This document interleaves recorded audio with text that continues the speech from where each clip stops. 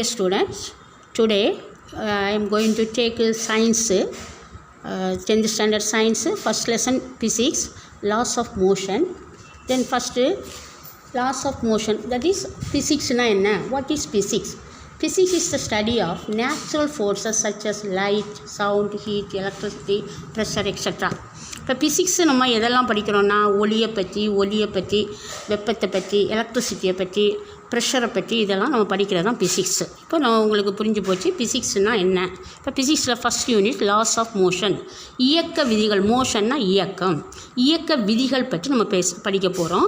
எந்த ஒரு சப்ஜெக்டையும் நீங்கள் சப்ஜெக்ட் நாலேஜ் இல்லாமல் படிச்சிங்கன்னா அது உங்களுக்கு டிஃபிகல்ட்டியாக தெரியும். அதனால் படிக்கும்போது அதை அண்டர்ஸ்டாண்ட் பண்ணி சப்ஜெக்ட் நாலேஜுக்குள்ளே போயிட்டிங்கன்னா ஈஸியாக உங்களுக்கு ஆன்சர் பண்ணலாம். அதுதான் உங்களுடைய டிஃபிகல்ட்டி. அதை நான் பண்ணுறேன், என்னால் ரீடு பண்ணுறேன்.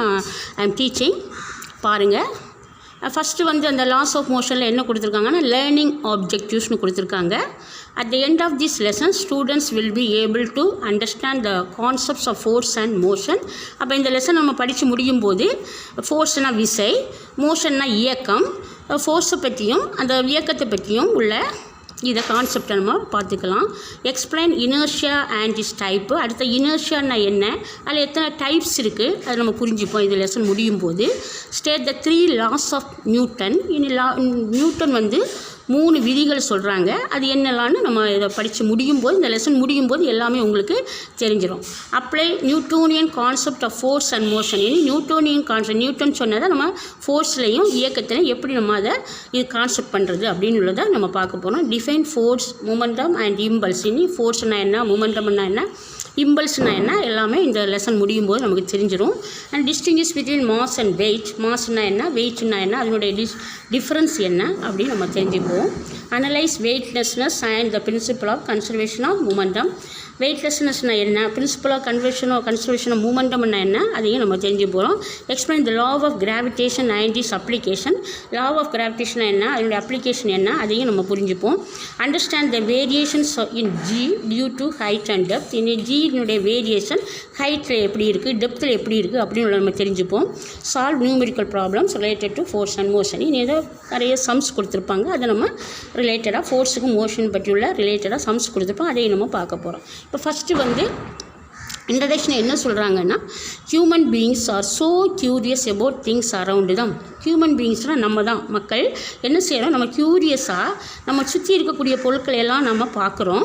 Things around us are related to one another. Things எல்லாம் என்ன செய்யணும், ஒன்றுக்கு ஒன்று ரிலேஷன் இருக்குது அப்படின்னு சொல்கிறாங்க. Some bodies are at rest and some are in motion. சில பாடிஸ் எப்போவுமே ரெஸ்ட்லேயே இருக்கும், சில பாடிஸ் என்ன செய்யுது, எப்போவுமே இயக்கத்தில் இருக்குது. Rest and motion are inter related terms. அப்போ இன்டர் ரிலேட்டட் டேர்ம்ஸ்னால் ரெஸ்ட்டுக்கும் மோஷனுக்கும் என்ன இருக்குது, ஒன்றுக்கு ஒன்று தொடர்பு இருக்குது அப்படின்னு சொல்கிறாங்க. இந்த previous classes you have learnt about various types of motion. இதுக்கு முன்னாடி நீங்கள் ப்ரீவியஸ் கிளாஸஸ் நான் 9th ஸ்டாண்டர்டில் மோஷனை பற்றி நிறைய வேரியஸ் டைப் ஆஃப் மோஷன் படிச்சிருக்கீங்க. அது என்னெல்லாம் linear motion, circular motion, oscillatory motion and so on. இப்போ லீனியர் மோஷன் என்னென்னா, ஒரு பாடி ஒரு பஸ்ஸும் சரி நம்மளும் சரி அலாங் ஸ்ட்ரைட் லைன், எந்த பாடி நேராக ஸ்ட்ரைட் லைனாக போகுது, that is known as linear motion. Circular மோஷன்னா ஒரு பாடி சர்க்குலர் பாத்தில் அது மூவ் ஆயிடுச்சுன்னா அதுக்கு பேர் சர்க்குலர் மோஷன். ஆக்சிலரேஷன் மோஷன்னா நம்ம இந்த கிளாக்கில் பார்த்தா அது டூ அண்ட் ஃப்ரோ மோஷன், மணி அடிக்கும்போது அங்கேயும் இங்கேயும் போகுது, that is oscillatory motion. To and fro motion is known as accelerary motion. Then and also so on. இன்னும் நிறைய மோஷன் இருக்குது, ரேண்டம் மோஷன் இருக்குது. ரேண்டம் மோஷன்னா என்ன, எந்த டைரக்ஷன் நம்ம எப்படி வேணாலும் போகலாம், அது ரேண்டம் மோஷன். அப்போ என்னெல்லாம் மோஷன் இருக்குது, லீனியர் மோஷன் நேர்கோட்டு இயக்கம், சர்க்குலர் மோஷன் வட்ட இயக்கம், ஆக்சிலரி மோஷன் அலைவு இயக்கம், ரேண்டம் மோஷன் அது இல்லாமல் எப்படி வேணாலும் போகிறது தான் ரேண்டம் மோஷன். அப்போ இப்போ மோஷன் என்னன்னு உள்ளது உங்களுக்கு நல்லாவே தெரிஞ்சு போச்சு. Next, so far you have discussed the motion of bodies in terms of their displacement, velocity and acceleration. இப்போ இன்னும் motion displacement, velocity and acceleration. In this unit let us investigate the cause of motion. இந்த displacement, velocity, acceleration இது எல்லாமே 9th ஸ்டாண்டர்டில் already நீங்கள் படிச்சிட்டீங்க அப்படின்னு சொல்கிறாங்க. டிஸ்பிளேஸ்மெண்ட்னா என்னது, வெலாசிட்டின்னா என்னது, டிஸ்பிளேஸ்மெண்ட்னா தட் இஸ் ஒரு இடத்துல இன்னொரு இடத்துக்கு போகக்கூடியது டிஸ்பிளேஸ்மெண்ட். தென் வெலாசிட்டினா திசை வேகம், ஆக்ஸலரேஷன்னா முடுக்கம். டிஸ்பிளேஸ்மெண்ட் வந்து distance travelled by time, velocity வந்து displacement by time, acceleration change of velocity by time. இதெல்லாம் 9th ஸ்டாண்டர்ட் படிச்சுட்டேன்னு சொல்கிறாங்க. இதை நம்ம இப்போ நெக்ஸ்ட்டு இப்போ இந்த இயக்கத்தில் என்ன சொல்கிறாங்கன்னு பார்ப்போம். When a body is at rest, start moving, a question that arises in our mind, what causes the body to move? அப்போ ஒரு பாடி ரெஸ்ட்டில் இருக்கக்கூடிய பாடி வந்து மூவ் ஆகுதுன்னா, அது மூவிங்கில் இருக்குன்னா அதில் ஏதோ நடக்குது. அது என்ன, அதை விளைவிக்கக்கூடிய என்னன்னு கேட்குறாங்க. Similarly when a moving object comes to rest, இப்போ மூவிங் ஆப்ஜெக்ட் ஓடிக்கொண்டு இருக்கக்கூடிய ஒரு பொருள் வந்து ரெஸ்ட்டில் இருக்குன்னா, would you like to know what brings it to rest? அதை ரெஸ்ட்டில் கொண்டு வரதுக்கு என்னது நடந்துன்னு நமக்கு தெரியுமா அப்படின்னு கேட்குறாங்க. If a moving object speeds up or slows down or changes direction, இப்போ ஒரு மூவிங் ஆப்ஜெக்ட் வந்து அதனுடைய ஸ்பீடை கூட்டலாம், இல்லை அதனுடைய ஸ்பீடை குறைக்கலாம், இல்லை ஸ்லோவாக பண்ணலாம், சேஞ்ச் அதனுடைய டைரெக்ஷனை மாற்றலாம், அதனுடைய திசையை மாற்றலாம். அப்படி இருந்தால் what speed up slows down the body. அப்போ எது வந்து அதை ஸ்லோஸ் பண்ணுது, எது வந்து அதை டவுன் பண்ணுது, எது வந்து டைரெக்ஷனை சேஞ்ச் பண்ணுது அப்படிலாம் ஒரு question right.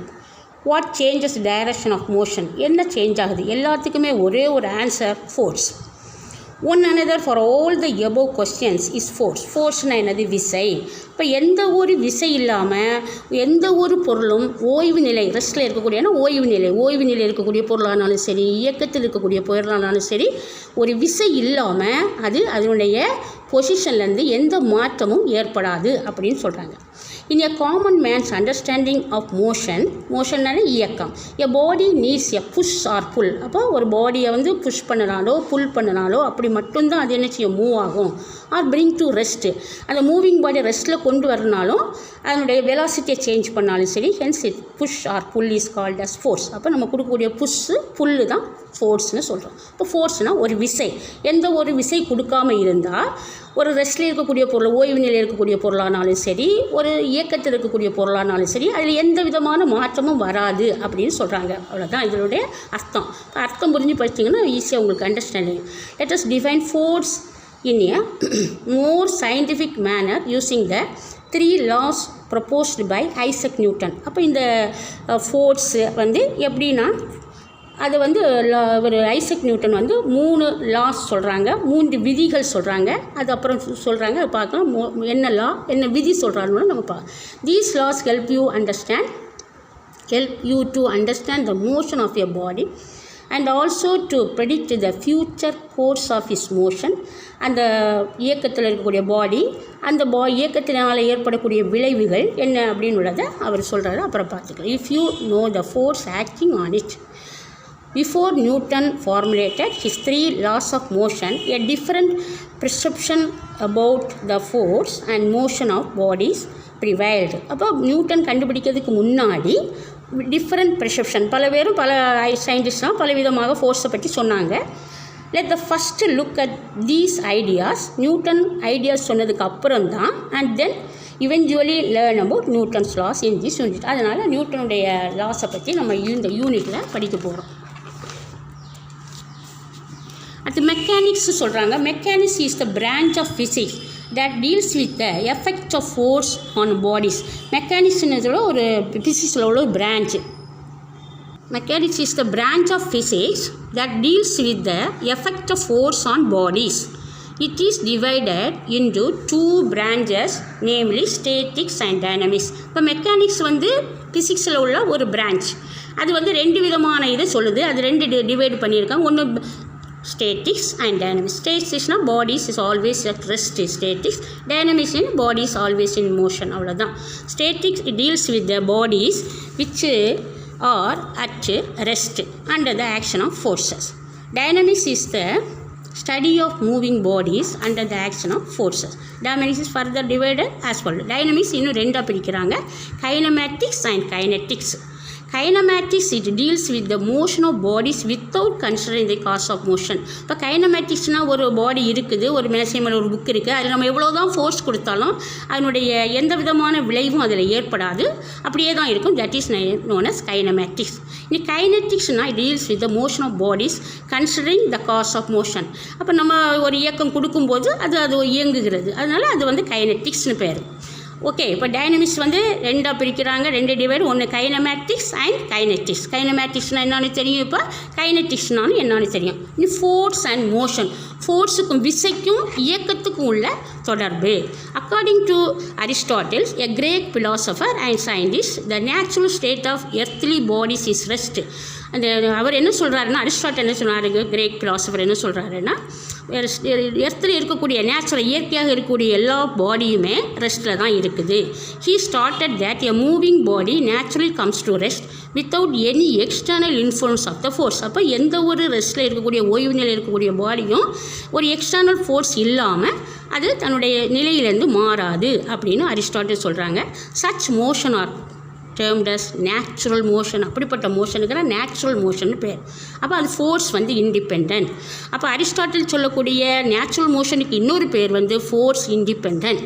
He also propose that a ஃபோர்ஸ்ன்னு சொல்ல a push or pull, already நமக்கு தெரியும், is needed to make the body to move from their natural state rest and behave contrary to their own natural state called as violent motion. அப்போ force dependent. இனி எந்த ஒரு பாடி violent motion, இப்போ நல்ல புயல் காற்று அடிக்குது, அதனால் அந்த பொருட்கள் வந்து மூவ் ஆகுது, அதுக்கு பேர் violent motion.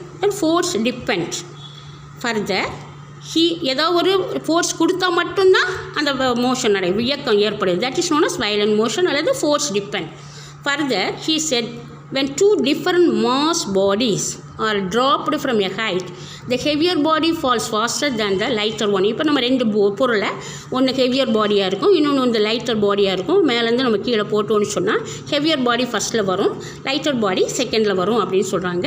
Galileo proposed that the following concepts about force, motion and inertia of bodies. Galileo வந்து ஃபோர்ஸை பற்றியும், ஃபோர்ஸ்னா தெரியும், விசைன்னு தெரியும், மோஷன்னா இயக்கம்னு தெரியும், இனர்ஷியானா நிலைமம், ஒரு பாடியினுடைய நிலைமத்தை பற்றியும் அவர் சொல்கிறாங்க. என்ன சொல்கிறாங்கன்னு பார்ப்போம். The natural state of all earthly bodies is either the state of rest or the state of uniform motion. இப்போ நேச்சுரல் இயற்கையாகவே எல்லா இருக்கக்கூடிய பாடியில் எர்த்லி பாடிஸ், எர்த்தில் இருக்கக்கூடிய எல்லா பொருட்களுமே ஒன்றில் ரெஸ்ட்டில் இருக்குன்னு நினைக்கும், இல்லைன்னா யூனிஃபார்ம் மோஷனில் இருக்குன்னு நினைக்குது. A body in motion will continue to be in the same state of motion as long as no external force is applied. எப்போ ஒரு பாடி மோஷனில் இருக்குதோ அந்த பாடி அதனுடைய இயக்கத்திலே இருக்குன்னு நினைக்குது. எப்போ வரைக்கும் எந்த விதமான எக்ஸ்டர்னல் ஃபோர்ஸும் அப்ளை பண்ணாத வரைக்கும் அது வந்து இயக்கத்திலே தான் இருக்கும். When a force is applied on bodies, they resist that any change in their state. அப்போ ஏதாவது ஃபோர்ஸ் நம்ம விசை அப்ளை பண்ணால் மட்டும்தான் அந்த பாடி வந்து they resist any change, அதில் ஒரு சேஞ்சு அதனுடைய இதிலேருந்து மாற்றம் ஏற்படுது அப்படின்னு சொல்லலாம். This property of bodies is called inertia. இந்த பாடிக்கு பேர் தான் என்னது, அதுக்கு ப்ராப்பர்ட்டிக்கு பேர் இனர்ஷியா. இப்போ இனர்ஷியா என்னது, when a force is applied on bodies, ஏதாவது ஒரு விசையை நம்ம பாடியில் அப்ளை பண்ணோன்னா they resist any change in their state. எதில் ஒரு சேஞ்ச் வந்தாலும் அது அதனுடைய ஒரிஜினல் பொசிஷன் ஃபஸ்ட்டில் எப்படி இருந்ததோ அதே பொசிஷனுக்கு வரணும்னு நினைக்குது. This property bodies is called inertia. அப்புறம் நெக்ஸ்ட்டு ஃபோர்த்தில் என்ன சொல்கிறாங்கன்னா, when dropped from a height in vacuum, bodies of different size, shape and mass fall at the same rate and reach the ground at the same time. அப்போ நம்ம ஏதாவது ஒரு பொருள் வந்து vacuum, காற்றில்லாத இடத்துல வெற்றிடத்தில் இருந்துட்டு ஒரு பொருளை நம்ம வெயிட்டான பாடி, ஒன்று வெயிட்லெஸ் பாடி, ஒரே ஷேப்பு சைஸ் இருந்தாலுமே அது என்ன செய்யணும், சேம் டைம் அதே சேம் டைமில் வந்து விழுவும் அப்படின்னு சொல்கிறாங்க வேக்யூமில். பட் எர்த்தில் வந்து ஹெவியர் பாடி ஃபஸ்ட்லேயும் வெயிட்லெஸ் பாடி செகண்டும் விழும் அப்படின்னு சொல்கிறாங்க. வேக்யூமில் மட்டும் ரெண்டுமே ஒரே டைமில் விழும் அப்படின்னு சொல்கிறாங்க. ஓகேயா, இது வரைக்கும் போதும். நெக்ஸ்ட் இனர்ஷியா நெக்ஸ்ட் கிளாஸில் பார்த்துக்கலாம். You have to read the book, நல்லா படித்து அண்டர்ஸ்டாண்ட் பண்ணிவிட்டு படிங்க. அப்போ உங்களுக்கு சப்ஜெக்ட் நாலேஜ் கிடைக்கும். சப்ஜெக்ட் நாலேஜ் கிடைச்சிட்டுனா உங்களுக்கு ஈஸியாக கொஸ்டின் ஆன்சர் அட்டன் பண்ணிடலாம்.